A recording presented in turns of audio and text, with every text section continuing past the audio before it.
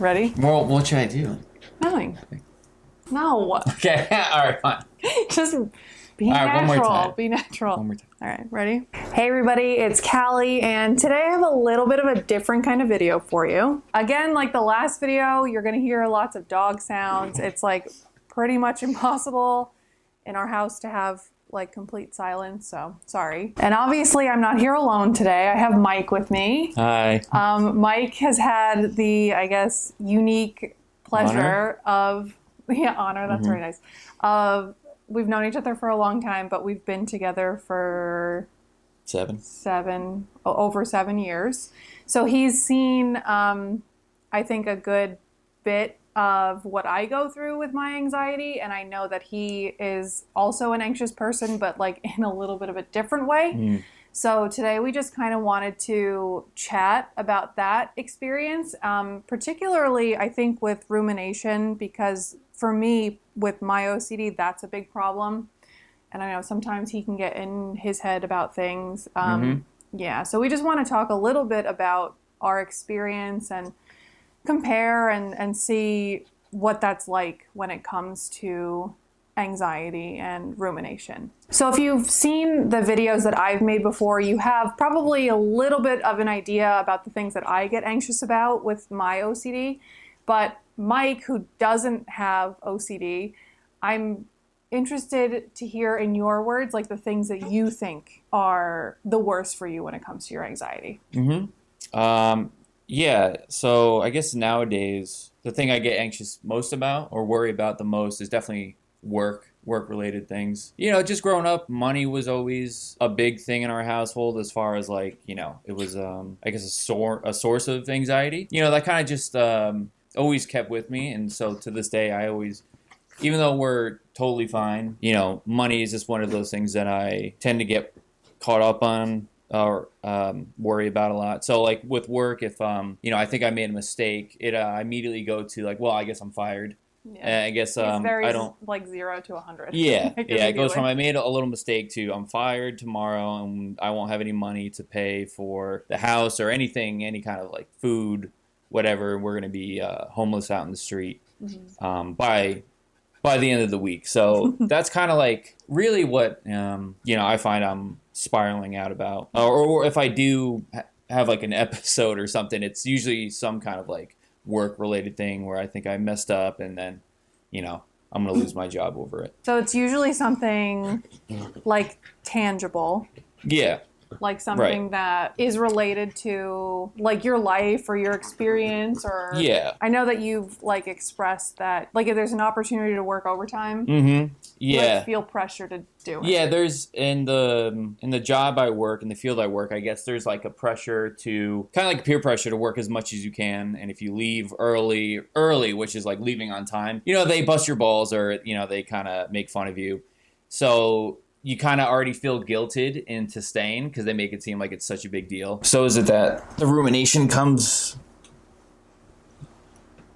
it's kind of like less tangible. It's just more like, you know, because I guess when, you know, I think about my spiraling or whatever, it's kind of like point to point, like, you know, I made a mistake, therefore I'm going to lose my job. Like it's cause and effect. Yeah. You can see like a clear, like linear thing. Yeah. But I'm assuming that yours can kind of just jump. First, it's like, it's all consuming. Yeah. And the things that it spirals to, like I know like yours is like, okay, if I make a mistake, I'm going to be fired and then we're going to be homeless or whatever. Yeah. Mine's like, I did something wrong at work, so I'm going to lose control and I'm going to murder my coworkers. Yeah, right. Like I'm going to lose touch with reality, and then I'm sitting there trying to like act like I'm not thinking that I'm... Yeah, there's a leap. Yeah. Where it kind of just goes like, well, why would you end up here? Yeah. But then it's still just as real to you as it is to me being afraid of not having money. I think that's part of it too, is that like both are kind of outlandish. Yeah. Like you're not going to get fired. Right. Mine is you probably won't murder someone. I probably won't murder somebody. I probably, let's say you're caught or you start thinking about that. Yeah. How much of your, like how long are you thinking about that? I mean, it depends. Had to put in a lot of work because, you know, I used to like first I had to identify that I'm like in a spiral, yeah, whatever you want to call it. I have to realize that I'm in some sort of spiral, and then kind of take it back to understanding what the original like thought was to lead me down this path. I see someone and they kind of describe it as like a ping pong match. So you have to go back and forth between you had these thoughts that were like, all right, well, I made a mistake, so I'm fired.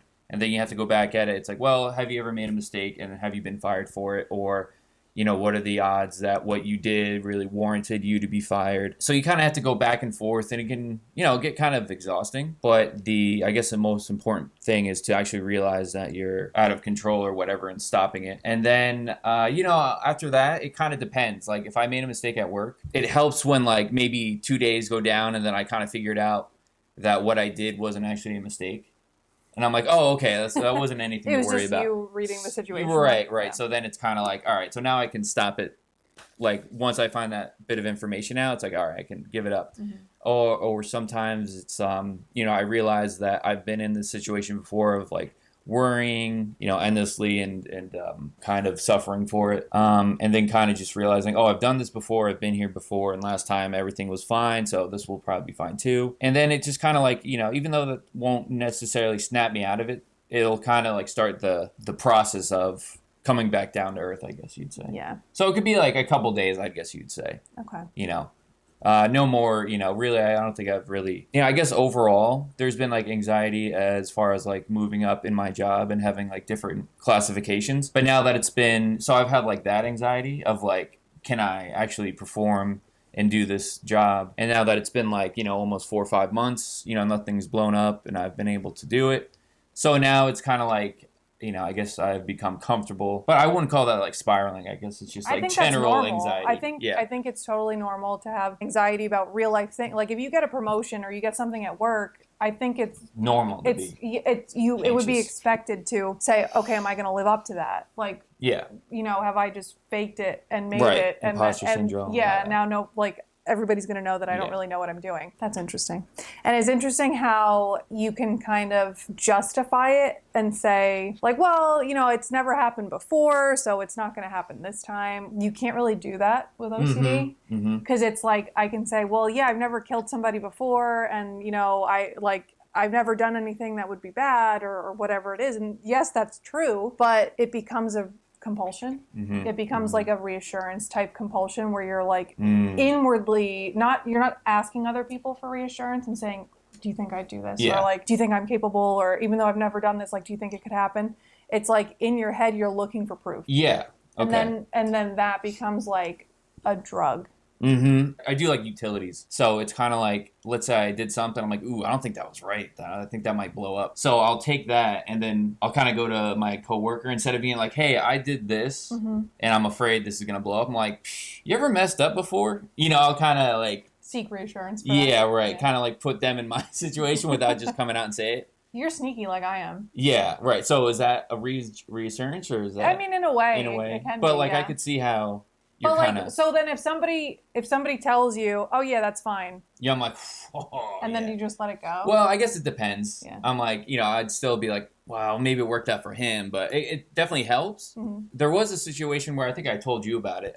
Early in my, I was an apprentice and then I became a full-blown tech in my field. And something happened where basically I was the guy to touch it when it went wrong. So it would have gone wrong no matter who was there, but I just happened to be the guy, right time, right place. So I was freaking out trying to invent ways that I messed up because I'm like, I had to have caused this. It must be my fault. And then I was going to all these other guys being like, dude, I did X, Y, Z. They're like, no, you didn't. And I'm like, yeah, I did. And then when I came down from my spiral or up from it, I realized that like what I had told them, it wasn't possible. It was like just not something that could have happened. You were just like, I was just freaking out. Yeah. Orchestrating your own. Right, exactly. And trying to get other people to buy into it. And they're like, oh. They're like, yeah, no, I'm doing that. Yeah. Yeah. No. What was I talking about that? We're both, I guess, kind of sneaky in the way that we would seek reassurance for something like that. You won't come out and say like, oh, do you think I did this wrong? You'll be like, and like beat around the bush and like whatever. Exactly right. I've talked about it in these videos before that I never was just like, do you think I'm a bad person? Mm-hmm. I was always like, oh, I had this really weird thought. Yeah. And like, then you're looking for that me to be so like, weird? yeah, And you would never do that. Yeah, and I'm like looking for somebody to be like, to, you know, either confirm or deny or whatever the feeling that I want at that time. I think that's a common thread because it's like when you come down to it, everybody ruminates. Or I think anybody who's like, I guess, you know, maybe prone. fixates or Yeah, I mean, I think even people that aren't nervous or Yeah. anxious or don't have anxiety, I think that there's things in their life that would cause them, no matter what, to, you know, be anxious, like in that situation. It's more situational rather than like to personality. Yeah, right. Really, the main difference with a lot of that stuff is where the spiral goes and the ability to come back from it. I think even thinking about something for a couple days is a long time. Like, you know, I mean, well, yeah, that's if you're thinking about it constantly all those at that time. No. Which, I would, it really, again, it depends. You know, the forefront, you're just trying to act normal, but it's just kind of like you're just like in a in a funk. Yeah. And people are trying to like joke, and I'm like, you're not there. Yeah, I'm like, shut up. I'm like, the thing I did is just got to blow up, and I'm going to be fired. Why are you having a good time? Yeah, exactly. Yeah. No, I think if I'm stuck in something, it's from the second I wake up till I go to sleep. What was the last thing that I thought like that? I'm in a good place now compared to where I've been. I've also been better, but I think especially like with us, you know, moving the dogs in and like all of that, I'm like like the real life stressors kick things off that don't really align. Yeah, I'm worried about like something happening to the dogs or like I'm just like upset by the routine change and all that stuff. But then again, for me, it's always like I'm going to lose it and I'm going to lose control and I'm going to like hurt somebody or something's going to happen. So I'm like, am I going to hurt you? Am I going to like get mad at the dogs because they're barking or because they're whatever and like hurt them? It's like you, 0 to 100 in a different way. Yeah, it goes like from like cause and effect to like this thing happened and this total like I wonder why outlandish. Why it's that you landed on? Well, I think a lot of times what people's OCD focuses on is something that something personal. Something important to them. So for me, I think it's like really my character and me being not so much a good person. It's not even that I wouldn't say I don't care about being a good person. That's not it. I want to be a good person, but not because I'm trying to be. Like I just want to be like a good, you know, I don't want to be like, I have to do this because this is what a good person would do. Right. Like I hold all of my relationships really close. So people and the things that I care about are what OCD focuses on because that's what's important to me. For some people that religion is really important to them, they might, instead of being like, oh, maybe I hurt, or maybe I could hurt somebody or whatever, they might say, oh, maybe I offended God. And because of that, I'm not like going to go to heaven or I'm not going to, whatever your beliefs are. For me, I don't get those thoughts. You know, they might like pop in and pass, but then we always... That's not what you fixate on. Yeah. Have you ever, I know the answer to this. Have you ever been like, let's say me, wow, she's so annoying, I just want to punch her in the face. And then it's like, you just like think about it and you're like, that was weird. And then you go, okay, maybe not me, never punch me. But like somebody, you know what I'm saying? Yeah. You're like, oh, she's so annoying or like whatever. And you're like, so I would be like, yes, he's being annoying, but why did I think that? What does that mean? Does that mean that I'm capable? Right. Like, because I had this like rash thought, does that mean that? Because I had that thought in the first place, that means I'm a bad person because good people don't think like that. Right. And like, does it mean that I'm dangerous? Does it mean that I'm like one step closer to losing control? Can you hand me my tea, please? Scrap that.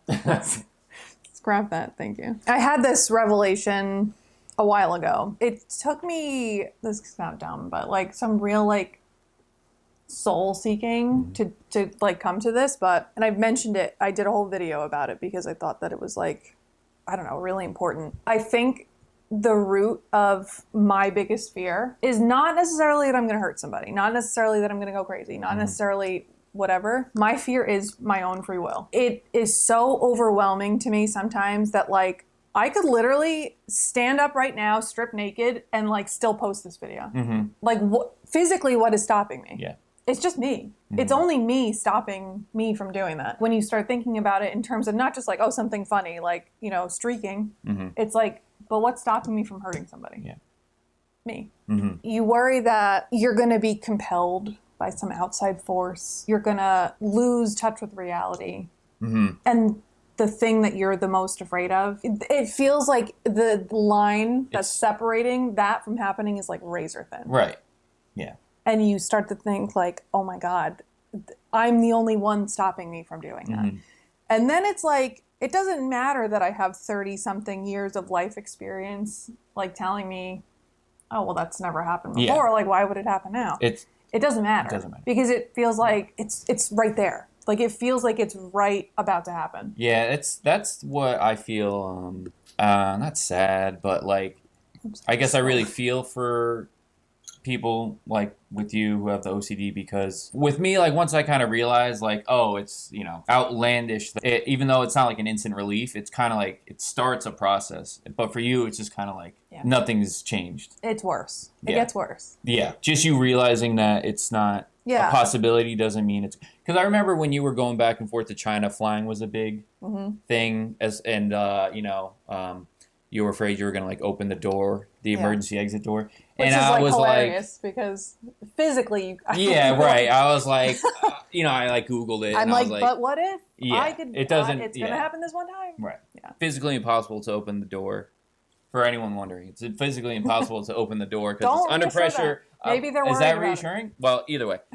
I was like, yeah, it's physically impossible for a human to open that door under all that pressure. And I thought that was going to be the end of it. And like, then you're like, that doesn't I mean... could. Yeah. I'm like, so what it's if like, I have... it's, it's just very... Yeah, what if I have one of those, like, a mother with their kid trapped under the car string? And you open it. Yeah. But it's just like, you're stuck with it until it like decides to leave you. Yeah. It's like you have to agree with it. So for that, I have to say, I'm going to open that window. Right. Or I'm going to... It's a possibility. No, I'm going to do it. For me, I think it's more effective. Yeah, you can say, it could happen. But I feel like it's almost like you throw yourself right into the mix and you say, I'm going to do that. And like you might go up and stand next to the door. That doesn't seem so bad until you're like, it feels like I'm about to do it. It feels like it's right there. Like I could do it right now. And that's not cure, but there's that's no cure. The way to battle it. There's no cure. It's just like, nobody wants to hear this, but I say it all the time. It's all about maintenance. I do like a 12-step program, and there's a book with questions, and I won't get in trouble if I don't do it, but it's just kind of like it's maintenance. Yeah. It's something to keep you actively trying to better yourself. And I had a lot of free time today, and I was like, is that like the same kind of maintenance? Yeah. That you're talking about? It's like any opportunity that presents itself to like challenge the thoughts or whatever, because I've talked about like if I let it get lax, I notice that.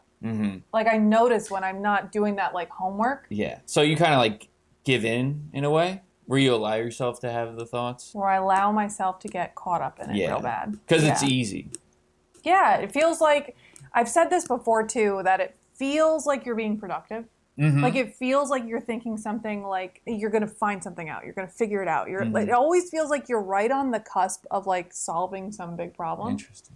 If I think about it a little more, if I do it a little bit more, I'm going to figure it out, or I'm going to, whatever. But it doesn't do what you want. Or I can't say it doesn't do what you want, because at the time thinking about it feels good. Yeah. In a way. It's like a drug addict using drugs, because I think it's going to fix everything, and then it's like just put you back at square one. It's a little bit of a relief to be like, oh, I think I like cracked a little bit of the code. But then like when you look at the bigger picture, you're just digging yourself deeper and deeper into the hole, and then it's like then you find yourself unable to do anything, unable to get out of bed in the morning. There's no way to make sense of something that just doesn't make sense. Yeah. Like I think part of the issue is that I know it doesn't make sense. Like I know that when I'm talking or when I'm in my head doing whatever I'm doing, I know that it doesn't make sense. And I'm aware of that, but that doesn't make it any easier to be like, Doesn't matter. Yeah. To just like separate myself. It doesn't make it any easier. All right, everybody. So the dogs are getting a little bit restless. So I think we're going to quit while we're ahead with this conversation. But I think that these conversations are really important to have because even though we've been together for a long time, sometimes we know what's going on and whatever. I think sometimes you make assumptions or you might not really realize exactly what the other person's going through, and just because it's like you're normal. Do you have anything you want to add? No. Nope. It is nice to talk about, stuff like this because outside of you, I guess I am lucky to have a good amount of people that I can go to and talk about this kind of stuff. But I know it's not the case for everyone. Well, I remember when I was first going through something that I thought wasn't normal or that no one else could experience. It was very, hard. And then just to hear Isolating. people. Yeah, right. And to hear other people talk about it. And it's like, it's just nice to hear other people have the same problems you do. I think that's something that will probably resonate with a lot of people because that's like some of the comments that I see the most, and that's some of the things that people say to me the most is that like finding this and hearing somebody talk about it, like I don't hear people talk about it, or I didn't know that other people had this happening or whatever. Feel very hyper specific to you. Yeah. That's why I always say like the more that we talk about it and the more we're open about it online or wherever we're talking, and it's what helps people the most. So if you enjoyed this conversation and some of this resonated with you, it might be time to start to think about talking to somebody about your OCD, and NOCD is a really good place to start. NOCD offers the gold standard of treatment for OCD, which is ERP, or exposure and response prevention therapy, which I've done, and I always talk about it because it's, again, like I said, the gold standard. And it is actually life-saving because it gives you a framework for getting your life back under control from your OCD, which I think is really hard. And it's something that a lot of people kind of need that help with. If you're interested in starting ERP and you want to build a hierarchy with a therapist that is certified to help people with OCD, you can go to NOCD.com or treatmyocd.com today and you can start that process. And on that note, we are going to get going, and I will see you guys next time. Bye.